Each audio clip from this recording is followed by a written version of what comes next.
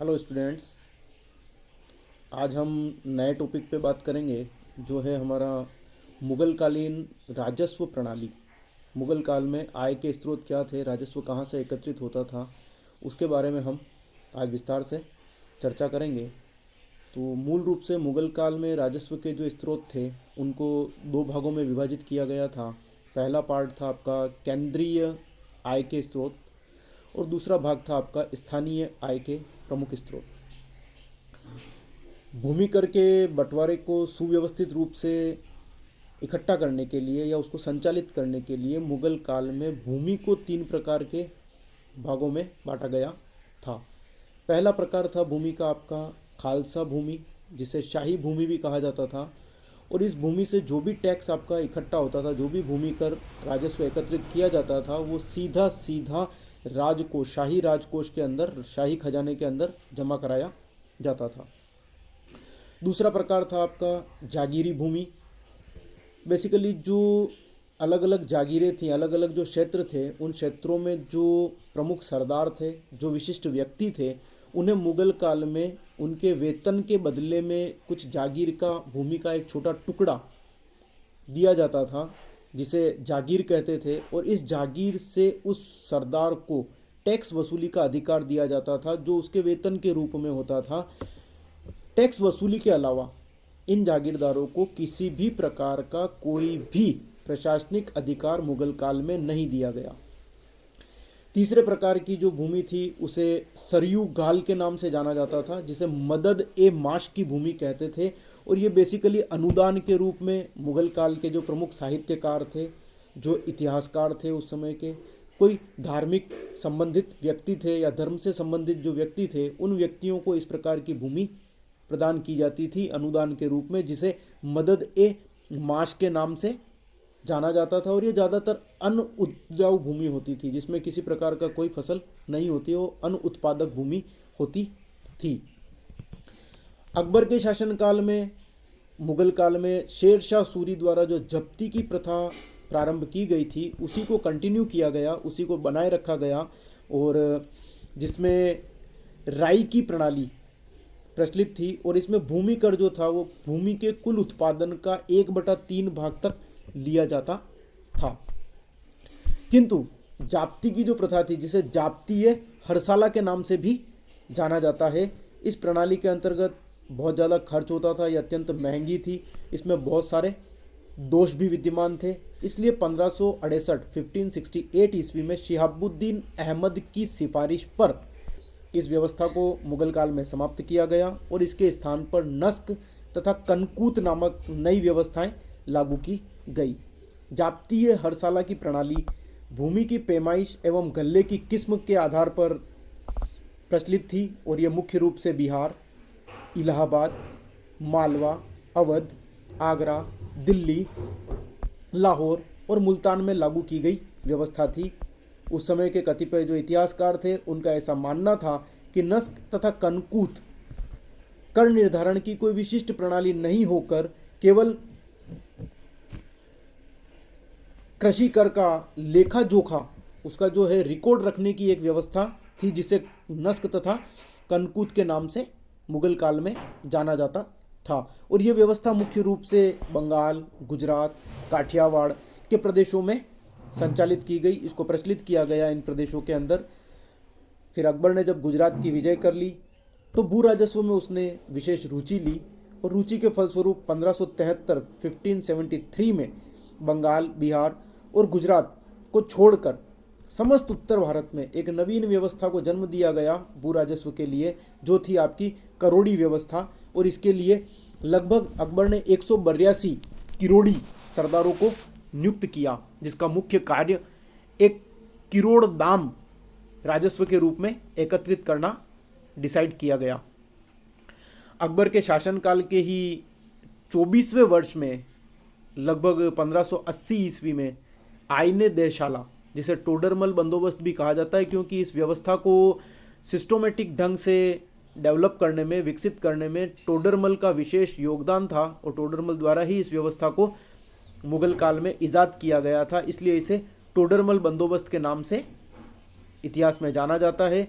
और टोडरमल द्वारा जो आईने दहशाला पद्धति को विकसित किया गया उसमें उस समय ख्वाजा मंसूर शाह ने टोडरमल को विशेष सहायता प्रदान की थी। इस व्यवस्था के अंतर्गत अलग अलग फसलों के पिछले 10 वर्षों के उत्पादन और उस समय के उनके प्रचलित दाम जो उसके मूल्य थे उनका औसत निकालकर उस औसत का लगभग 1/3 1/3 हिस्सा राजस्व के रूप में वसूल किया जाता था। इस प्रणाली के अंतर्गत कर की अदायगी जो थी वो कैश पेमेंट नगद के रूप में ली जाती थी। दहशाला प्रणाली यद्यपि कर निर्धारण का पिछले 10 वर्षों के उत्पादन और प्रचलित मूल्यों के आधार पर इसमें टैक्स निश्चित किया जाता था, लेकिन इसका 1/10वां भाग हर साल अलग से वसूल किया जाता था, जिसे माल ए हरसाला भी कहा जाता था। दहशाला प्रणाली एक प्रकार की रैयतवाड़ी व्यवस्था थी। रैयत से अर्थात मतलब होता है आपका प्रजा या किसान। तो किसानों से इस व्यवस्था के अंतर्गत सीधा टैक्स लेने की व्यवस्था को लागू किया गया। किसान ही इस व्यवस्था के अंतर्गत अपना कर देने, अपना टैक्स चुकाने के लिए उत्तरदायी होते थे। आईने दहशाला प्रणाली को शाहजहाँ के शासनकाल में दक्षिण भारत में मुर्शीद कुली खां के नेतृत्व में लागू किया गया। इस बंदोबस्त के तहत खालसा और जागीर दोनों प्रकार की भूमि को समाहित किया गया। कालांतर में इस प्रणाली में कई सुधार किए गए, जिसके अंतर्गत हर सूबे में ऐसे परगने जिनकी उर्वरकता एक समान थी उन्हें माल गुजारी मंडलों में समूहबद्ध कर दिया गया। प्रत्येक मंडल के लिए माल गुजारी की दर राशि जो थी उसकी वो तय कर दी गई। मुगल काल में कर निर्धारण के संदर्भ में प्रचलित प्रणालियों में सबसे पुरानी और एक सबसे सामान्य जो प्रणाली थी उसे बटाई अथवा गल्ला बख्शी कहते थे, जिसे भाओली के नाम से भी जाना जाता था। इसे भाओली भी कहा जाता था। इस प्रणाली के अंतर्गत फसल का किसान और राज्य के बीच एक निश्चित बंटवारा होता था।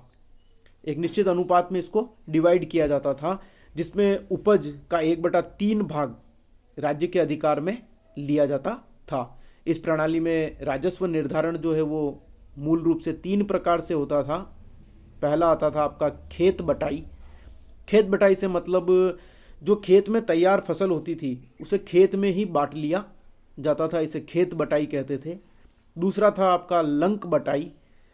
फसल काटने के बाद गट्ठर बांधकर उसे बांटा जाता था, जिसे लंक बटाई के नाम से जाना जाता था।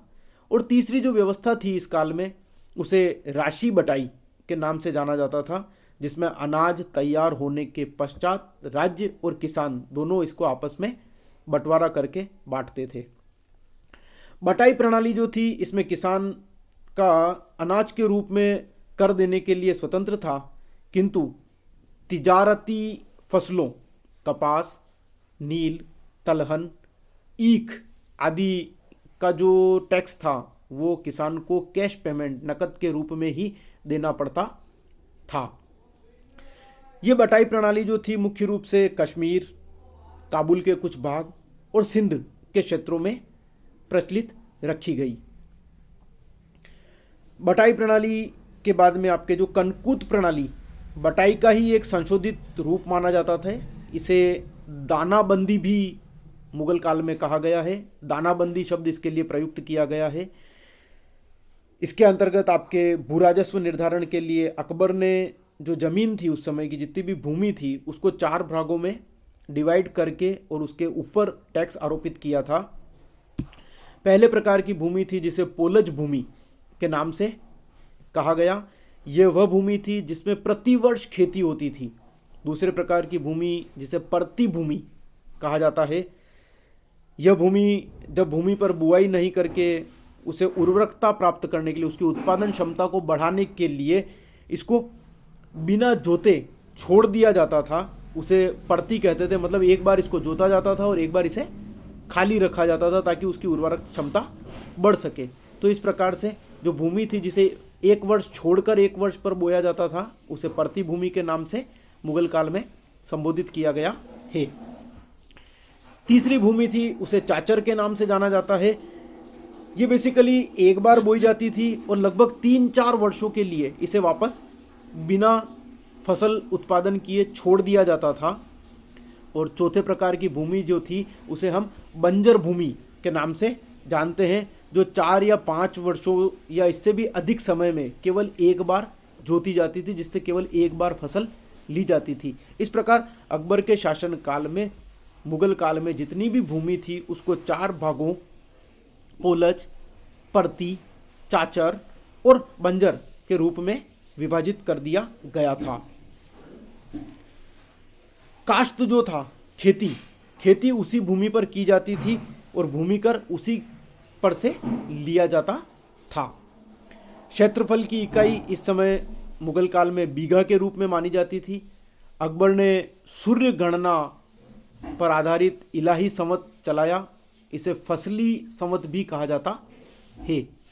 अकबर ने भूमि की पैमाइश के लिए अपने शासनकाल के 31वें वर्ष 1586-87 में सिकंदरी गज, जो 39 अंगुल अथवा 32 इंच का होता था, प्रारंभ किया, जबकि इससे पूर्व भूमि की पैमाइश के लिए सिकंदरी गज का प्रयोग किया जाता था। अकबर ने इलाही गज को इंट्रोड्यूस किया। अकबर से ठीक पहले ये था आपके सिकंदरी गज के रूप में प्रयोग में लिया जाता था।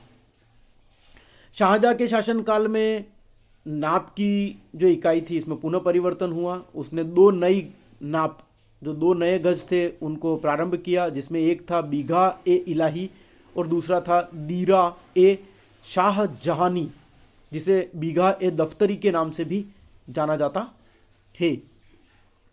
जो समकालीन इतिहासकार थे सादिक, उनके अनुसार कहा गया कि मदद ए माश भूमि को बीघा ए इलाही से नापा जाता था, जबकि जो सरकारी अभिलेखों में भूमि थी उसे दीरा ए शाहजहानी अर्थात बीघा ए दफ्तरी के रूप में नापा जाता था।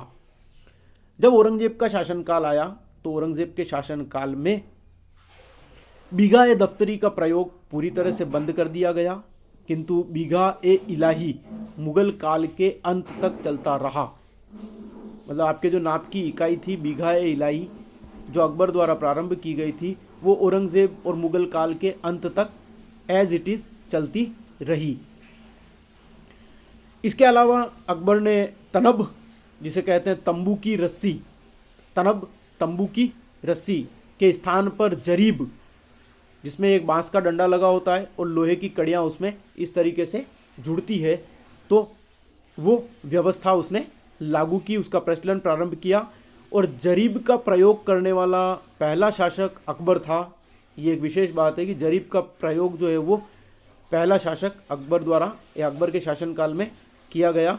वर्तमान में भी आपके ज्योग्राफी में कुछ प्रैक्टिकल्स होते हैं जिसके अंदर जरीब फीता सर्वेक्षण एक व्यवस्था के अंतर्गत प्रायोगिक क्लास होती है। तो इस प्रकार की व्यवस्था मुगल काल में दी गई थी। आईने दहशाला की जो व्यवस्था थी यह न तो 10 वर्षीय व्यवस्था थी और ना ही यह स्थायी बंदोबस्त था। सभी मुगल काल के जितने भी शासक हुए उनको सबको इसके अंदर संशोधन करने का अधिकार मुगल काल में प्रदान किया गया। कनकुत प्रथा के अंतर्गत खेतों को पगों या रस्सी, पाँव से या रस्सी के नाप से नापा जाता था। तत्पश्चात प्रति बीघा पैदावार का अनुमान लगाकर राजस्व कर एकत्रित किया जाता था। जो नक्श प्रथा थी उसको कश्मीर में कनकुत प्रथा का एक विकल्प के रूप में जारी किया गया। इस प्रथा को गल्ला ए बख्शी तथा गुजरात में नक्श ए जूज अथवा आंशिक नष्क प्रथा के नाम से जाना जाता था। तो इस प्रकार से ये मुगल काल में एक भूराजस्व व्यवस्था की प्रणाली थी और जो व्यवस्था प्रारंभ में शेर शाह के द्वारा प्रारंभ की गई उसको अकबर ने एज इट इज़ लागू किया। फिर अकबर ने अपने शासन के गुजरात विजय के पश्चात भूराजस्व इकट्ठा करने में विशेष रुचि ली। उन्होंने आईने दहशाला पद्धति को प्रोत्साहित किया।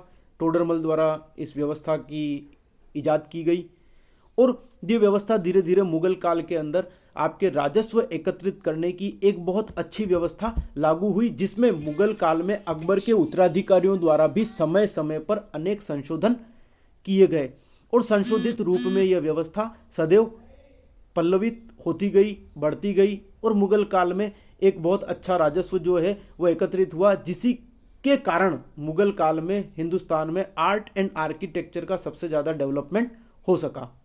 Thank you.